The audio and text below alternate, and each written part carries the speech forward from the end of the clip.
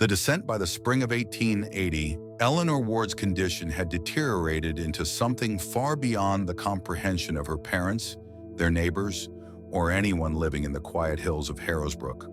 What had begun as a strange change in personality had grown into a phenomenon that blurred the boundaries between the natural and the unexplainable. Jonathan Ward, normally a man of reserved temperament, had reached a breaking point. He no longer slept through the night. He would sit awake beside the dying embers of the hearth, listening for the soft creak of floorboards. Footsteps, too measured, too deliberate to belong to a child. Agnes, meanwhile, had grown pale and thin, as though the strain of simply existing in the same house as her daughter weighed her down like a physical illness. Then came the incident that finally convinced Jonathan they could no longer ignore the truth. It happened on an early morning in May, when a faint layer of mist still clung to the fields. Jonathan had risen before dawn to check on the livestock, but when he walked past the open doorway of Eleanor's room, he stopped dead in his tracks. She was not in her bed. She was not in the house at all. Jonathan rushed outside, calling her name. His voice was swallowed by fog, and then as he passed the old willow tree at the edge of their property, he froze. Eleanor was standing perfectly still in the tall grass, barefoot, wearing only a thin nightgown, her skin almost luminescent in the pale morning light. Her posture was unnaturally rigid, her arms pressed straight to her sides, her gaze fixed toward the forest as though listening to something only she could hear. "Eleanor!" Jonathan called again, but she didn't turn. She didn't even flinch. When he touched her shoulder, she finally blinked and slowly faced him, as if awakening from a trance.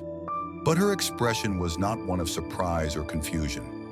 Instead, she looked at her father with an eerie calmness and said, in a voice that made Jonathan's blood freeze, "I just needed to remember where I belonged." Jonathan carried her back to the house, shaken to his core. And though he did not speak of it aloud, he knew exactly what terrified him most. The grass around her feet was wet with dew, yet Eleanor's skin was completely warm. That same evening, Jonathan insisted on speaking once more with Reverend Green. The pastor arrived shortly after dusk, the smell of damp earth still clinging to his coat. He found the Ward family sitting around the kitchen table in tense silence. Eleanor in the corner, drawing strange interlocking symbols in soot on the wooden floorboards. When Green approached, she didn't look up. She simply continued drawing as though guided by an unseen hand. "Eleanor," he said gently, "can you tell me what those symbols mean?" She paused, then finally lifted her eyes toward him with a strange mixture of pity and amusement. "You wouldn't understand, Reverend," she said softly.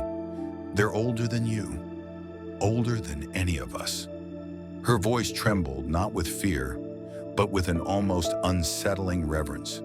Green knelt slowly, studying the markings.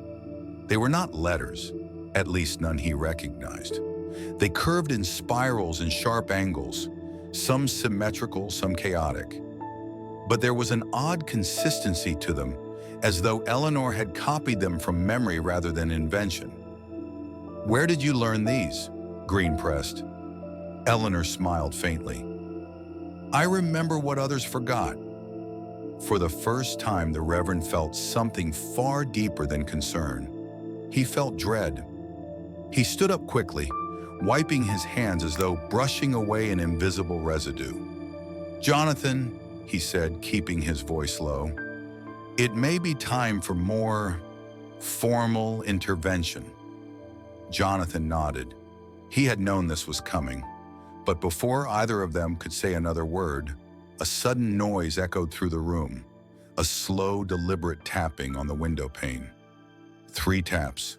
Pause, 3 taps again. Agnes gasped, clutching her chest. Jonathan moved quickly to the window, throwing it open. No one was there.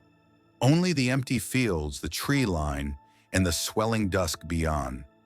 When he returned to the table, Eleanor was already watching him. "You shouldn't open the window," she whispered. "They like to test the walls first." Jonathan felt the floor sway beneath him. Reverend Green's face drained of color.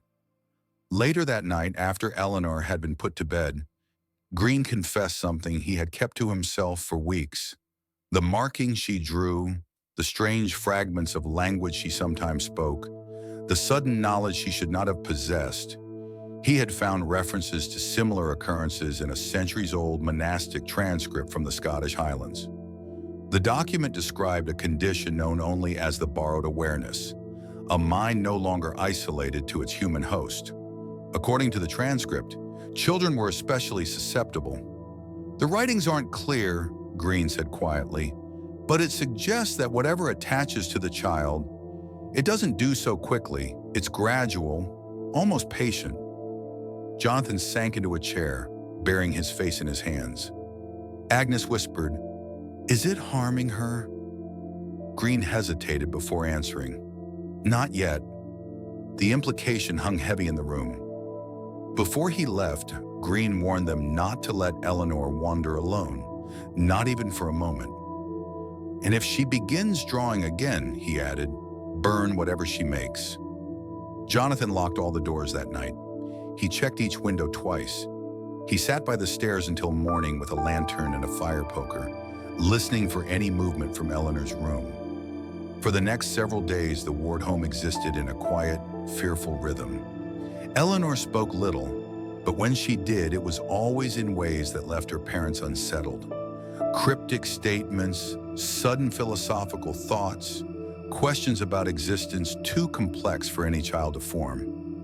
Then came the night that would change everything. A storm had rolled across the valley, bringing with it a chorus of wind and rain. Agnes lay awake, unable to calm her nerves. Jonathan paced. At around midnight, a loud thud echoed from upstairs. Both parents froze.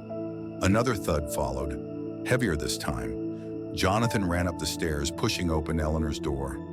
What he saw made his breath catch in his throat.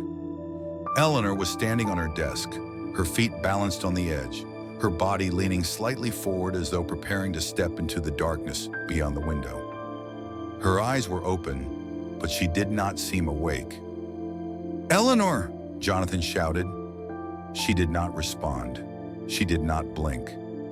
Jonathan rushed forward, catching her just as she shifted her weight. She did not fight him. She simply collapsed into his arms, limp and unresponsive. When her eyes finally fluttered open, she whispered one sentence in a disoriented murmur. They said the door was ready. It was the moment Jonathan realized he could no longer protect his daughter alone. The situation had outgrown faith, outgrown logic, outgrown the realm of anything humanly predictable. Something had begun claiming Eleanor, not all at once, but piece by fragile piece. The severing by early June of 1880, the Ward household had become a place of perpetual dread. Eleanor's episodes were no longer isolated events. They were daily occurrences, increasing in severity, intelligence, and intention. Reverend Green returned one final time, carrying with him a collection of brittle manuscripts wrapped in cloth and bound with twine. He placed them on the Ward family's kitchen table, their pages yellowed, edges flaking like ancient leaves. "These texts," Green said quietly, "are not meant for public knowledge. They are remnants of a monastic order that no longer exists. But they are the only documents I found that describe what's happening to Eleanor." Agnes stood beside him, trembling. Jonathan didn't speak at all. Green opened one of the manuscripts, revealing hand-drawn diagrams, circles intersecting with geometric patterns, eerily similar to those Eleanor had etched into the floorboards. "There is," Green continued, "a ritual described here. Not an exorcism, not a prayer. More like a severing, a forced disconnection between the child and whatever consciousness is attempting to occupy her." "Forced?" Jonathan asked. Green nodded grimly. "But it must be done before the entity completes its integration. Once it settles, the texts imply that the child's mind cannot be recovered." Agnes covered her mouth, holding back a sob. That night preparations began. The ritual, The Ward family basement, unused for years and thick with dust, became the setting. Green drew a series of symbols on the floor using chalk and oil. He placed candles at precise intervals, muttering old words under his breath, words that sounded more like warnings than prayers. Eleanor was brought down gently. To everyone's surprise, she did not resist. She sat in the center of the circle, hands folded neatly in her lap, watching the adults with an expression of calm curiosity, as if amused. "You can't keep me out," she whispered. Green ignored the remark and began. As he recited the incantation, the candles flickered violently, shadows distorting across the stone walls. Eleanor's posture stiffened. Her eyes slowly rolled upward, leaving only the whites visible. Agnes screamed, but Jonathan held her back. Suddenly, Eleanor inhaled sharply, as though choking on air, and then every candle extinguished at once, plunging the basement into darkness. A voice echoed through the room, not Eleanor's voice, not a child's voice, a voice layered with countless tones at once, whispering, murmuring, overlapping like a distant chorus. "You arrived too late." Green frantically struck a match, relighting the nearest candle. Eleanor's body jerked. Her limbs twisted into unnatural angles, then relaxed, then twisted again, like something inside was struggling to fit properly. Green raised his voice, continuing the ritual, shouting the final lines. And then, silence. A sudden, crushing silence. Eleanor went limp. Her head fell forward. For a moment, an unbearable moment, no one moved. Jonathan staggered forward. "Eleanor? Eleanor?" Her eyes slowly opened, but they were normal, soft, confused, human. "Father?" she whispered. Agnes collapsed into tears. Green exhaled shakily, gripping the edge of the table to steady himself. The severing had worked, or so they believed. The aftermath: for 3 days, Eleanor slept. Deep, dreamless sleep. The house felt peaceful again, as though a heavy pressure had finally lifted. On the 4th morning, Jonathan entered her room to check on her. Eleanor was awake, sitting upright in bed, staring out the window with a blank expression. "Are you feeling better?" he asked. She didn't answer. Jonathan approached slowly. "Sweetheart?" Eleanor turned her head. Her face was expressionless, her breathing steady, and in a voice devoid of emotion, she asked, "Why did you bring me back?" Jonathan froze. Before he could react, Eleanor's body slumped sideways, and she began convulsing violently. Jonathan screamed for Agnes. The seizure lasted nearly a full minute. When it finally stopped, Eleanor was unconscious, breathing shallowly. Green was called immediately, but by the time the Reverend arrived, Eleanor could no longer respond to her name. Her eyes moved, but without recognition. Her hands twitched rhythmically, tracing invisible shapes in the air. The diagnosis, primitive and limited by the era, was acute nervous collapse. The local infirmary could not help her. Within a week, Eleanor was transferred to St. Harlow's Sanatorium, a bleak stone institution several towns away. She never returned home. Years later, Reverend Green died of fever the following winter. Jonathan and Agnes moved away within 2 years, unable to bear the memories embedded in the walls of their home. Eleanor remained at St. Harlow's for 11 years. The staff described her behavior as passive, quiet, occasionally muttering in an unknown language. They kept her drawings in a locked cabinet, pages filled with repeating symbols, spirals, and intricate geometric patterns. Before her death in 1891, Eleanor spoke only one coherent sentence to a nurse. It found somewhere else to live.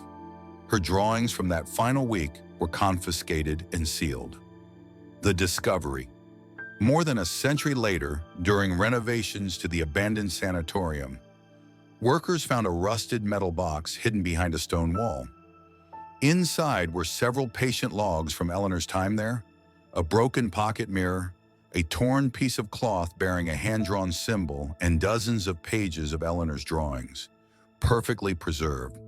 The symbols matched those Reverend Green had described, matched the ancient manuscripts, matched carvings found in monastic ruins scattered across northern Europe.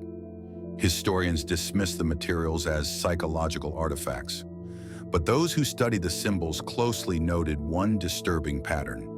The drawings became more complex over time, more deliberate, more refined, as if Eleanor had not lost her awareness, but had instead become a vessel for something, still learning how to speak, how to think, how to draw through human hands. The final page in the box was unmistakably recent. Ink not faded, strokes not aged. A single phrase repeated over and over.